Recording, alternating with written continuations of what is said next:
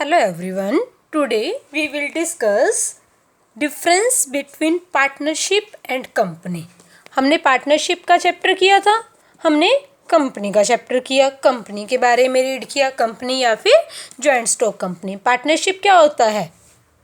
It is a form of business organisation in which 2 or more person enter into a contract, into an agreement and do some lawful business. और company क्या होती है? It is an artificial person created by law having a separate legal entity and A perpetual succession. ठीक है, तो आज हम जो कर रहे हैं वो कर रहे हैं डिफरेंस. जब भी डिफरेंस आता है एग्जाम में तो सबसे पहले उसको टी शेप में राइट करना चाहिए.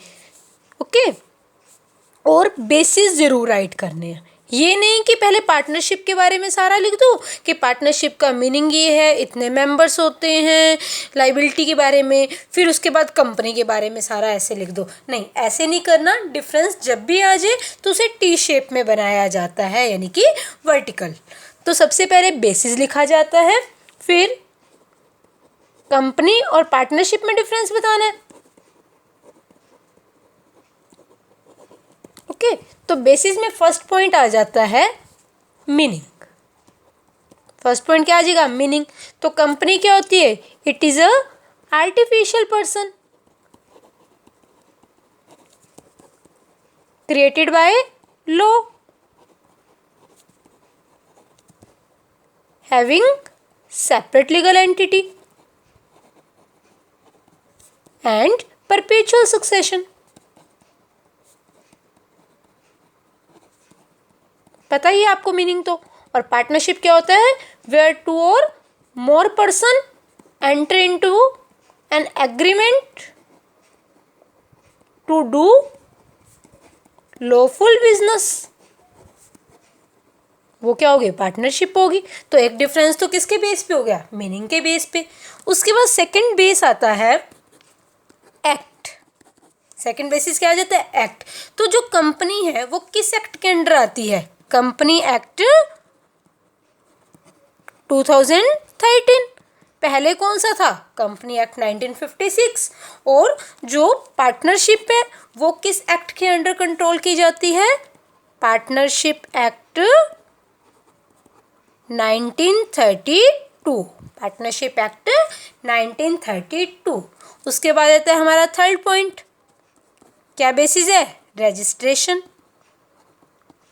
अब कंपनी का रजिस्ट्रेशन करवाना कंपलसरी होता है? बिल्कुल होता है. विदाउट रजिस्ट्रेशन एक कंपनी इस्टेब्लिश ही नहीं हो सकती. तो इसका रजिस्ट्रेशन क्या है? इसेंशियल है, नेसेसरी है, कंपलसरी है. पार्टनरशिप का रजिस्ट्रेशन करवाना नेसेसरी है? नहीं. इसका जो रजिस्ट्रेशन है वो करवाना नेसेसरी नहीं है, एसेंशियल नहीं है, बट हम रजिस्ट्रेशन करवाते हैं. क्यों? ताकि फ्यूचर में कोई भी डिस्प्यूट ना हो. ताकि फ्यूचर में कोई भी डिस्प्यूट ना हो. एंड द फिर फोर्थ पॉइंट आता है number of members. Number of members कहते हैं कंपनी में कितने मेंबर्स होते हैं? हमने बोला था जो कंपनी एक्ट 1956 है उसके अकॉर्डिंग 2 टाइप्स की कंपनी होती है, पब्लिक कंपनी, प्राइवेट कंपनी. और जो कंपनी एक्ट 2013 है उसके according public company, private company, OPC. Public company में क्या होते हैं? मिनिमम मेंबर 7, मैक्सिमम की कोई लिमिट नहीं है. प्राइवेट कंपनी के अंदर मिनिमम 2, मैक्सिमम 200. ओपीसी में मिनिमम 1, मैक्सिमम भी 1. क्योंकि ओपीसी 1 पर्सन कंपनी, तो मेंबर कितने होंगे? 1 ही होंगे. हम मेंबर्स की बात कर रहे हैं, डायरेक्टर्स की नहीं. ये चीज़ ध्यान में रखना. ओके, क्योंकि डायरेक्टर्स क्या होते हैं? पब्लिक कंपनी में होते हैं 3. वो भी हम आगे पब्लिक कंपनी और प्राइवेट कंपनी का डिफरेंस करेंगे, वहाँ पर आपको क्लियर हो जाएगा. तो मेंबर्स की बात करें, पब्लिक कंपनी में मिनिमम 7, मैक्सिमम की कोई लिमिट नहीं है. प्राइवेट कंपनी में मिनिमम 2, मैक्सिमम 200. अब पार्टनरशिप की बात करें, पार्टनरशिप में minimum members 2, minimum partners 2 and maximum कितने होते हैं 50, कितने 50। उसके बाद आता है हमारा 5th पॉइंट, लाइबिलिटी। लाइबिलिटी के बेस पे क्या डिफरेंस है, अब जो कंपनी में कौन होते हैं, शेयर होल्डर्स, तो शेयर होल्डर्स की लाइबिलिटी क्या होती है, लिमिटेड, क्या होती है, लिमिटेड। और पार्टनरशिप में जो जनरल पार्टनरशिप होती है उसमें पार्टनरशिप के अंदर जो भी मेंबर्स होते हैं, पार्टनर्स होते हैं, उनकी लाइबिलिटी क्या होती है, अनलिमिटेड, क्या होती है, unlimited. It means in case business की एसेट से बिजनेस की लाइबिलिटी पे नहीं हो पा रही तो उस केस में पार्टनर्स को अपनी पर्सनल प्रॉपर्टी सेल करनी होगी, बट शेयर होल्डर को अपनी पर्सनल प्रॉपर्टी सेल नहीं करनी होती। उनकी लाइबिलिटी कहाँ तक रहती है, जितनी कैपिटल उन्होंने इन्वेस्ट की है, capital invested bye share holder, वहाँ तक ही उनकी लाइबिलिटी रहती है। उसके बाद आता है लास्ट, सेपरेट एंटिटी। हमने किया था कंपनी में, मीनिंग में हैविंग सेपरेट लीगल एंटिटी, मतलब बिजनेस और बिजनेस का ओनर दोनों अलग अलग है। आप लोगों ने अकाउंट्स में किया होगा कि जैसे जो बिजनेस का ओनर है कैपिटल लगाता है, उसके ऊपर उसको इंटरेस्ट मिलता है, ठीक है। इसी तरह अगर बिजनेस का ओनर अपने बिजनेस में से पर्सनल यूज के लिए पैसे निकालता है, जिसे तुम लोग क्या बोलते हो, ड्राइंग, तो उसके ऊपर वो क्या देगा, इंटरेस्ट देगा। इंटरेस्ट उसे मिलेगा भी सही कैपिटल पे, तो क्यों, क्योंकि अगर वो कैपिटल वो अपने बिजनेस में ना लगाकर कहीं और इन्वेस्ट करता तो उसे इंटरेस्ट मिलता ना। तो इसीलिए कहा है कि कंपनी और जो कंपनी के ओनर है, मतलब बिजनेस, क्योंकि क्या है, बिजनेस की फॉर्म है, तो जो बिजनेस और बिजनेस का ओनर होता है वो दोनों अलग अलग होते हैं इन case of company, but partnership में no separate legal entity,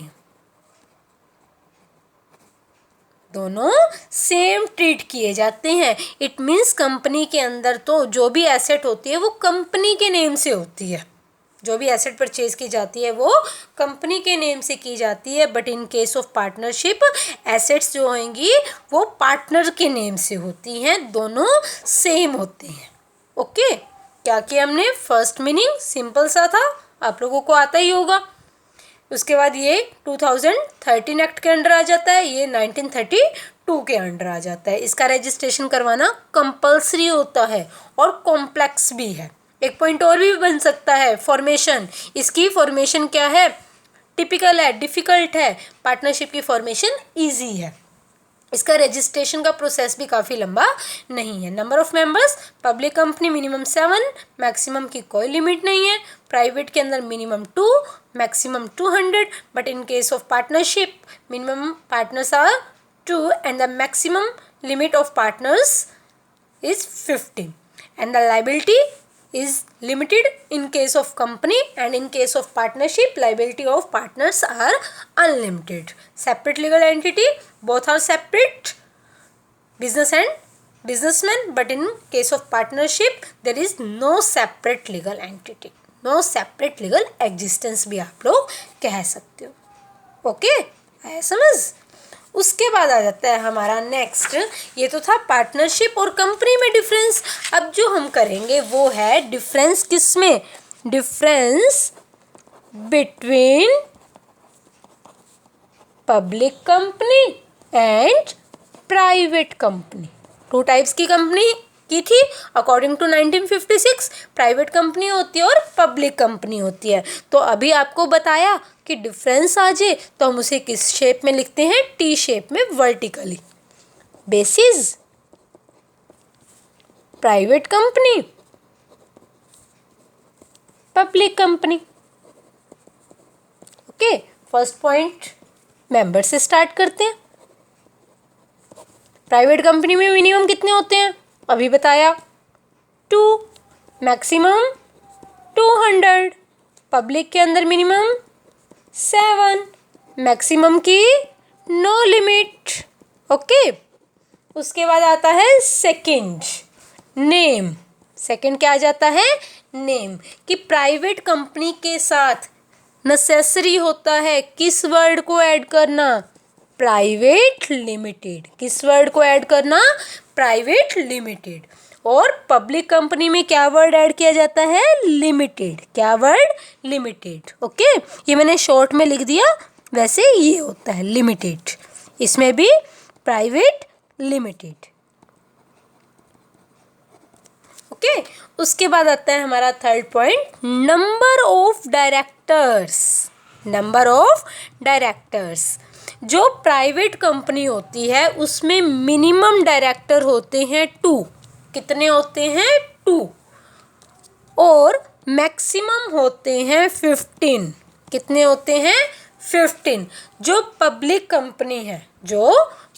company है उसमें मिनिमम डायरेक्टर्स होते हैं 3। कितने होते हैं?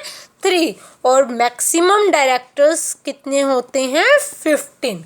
ओपीसी हमने किया था ना, ओपीसी में जनरली कितने की बात की थी? 1 की।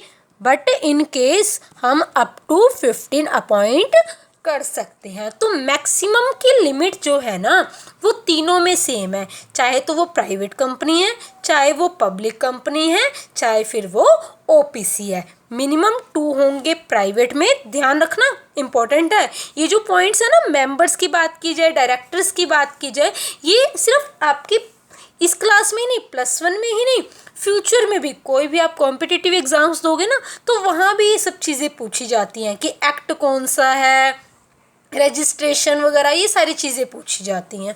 ओके, और पब्लिक कंपनी में मिनिमम 3 और मैक्सिमम 15। ओके, तो मैक्सिमम क्या है? सेम रहेंगे, 15 15 15 तीनों में ही। बट मिनिमम की 2, मिनिमम 3 डायरेक्टर्स हैं। ये चीज़ भी ध्यान रखना कि एग्जाम में मेंबर्स पूछे गए हैं या फिर डायरेक्टर्स पूछे गए हैं। ओके, उसके बाद आता है हमारा fourth point, invitation to general public या फिर पब्लिक। Invitation to public. जो प्राइवेट कंपनी होती है, अब कंपनी है, कंपनी में मनी लगी होगी, कैपिटल लगी होगी, तो कंपनी के अंदर जो कैपिटल लगी होती है वो शेयर्स में डिवाइड होती है। मैंने बोला था ना कि कैपिटल को क्या कर देते हैं? स्मॉल स्मॉल पार्ट्स में डिवाइड कर देते हैं, और ईच पार्ट को हम क्या कहते हैं? शेयर्स कहते हैं। और जिसके हाथ में, यानी कि जो पर्सन शेयर्स को परचेज करता है, who purchase the share is called share holder. Okay, तो यहाँ पर जो है, कहाँ, मतलब प्राइवेट कंपनी के अंदर शेयर्स जो है वो जनरल पब्लिक को इशू नहीं किए जाते, मतलब आम लोगों को इशू नहीं कर सकते हम शेयर्स और डिबेंचर्स को।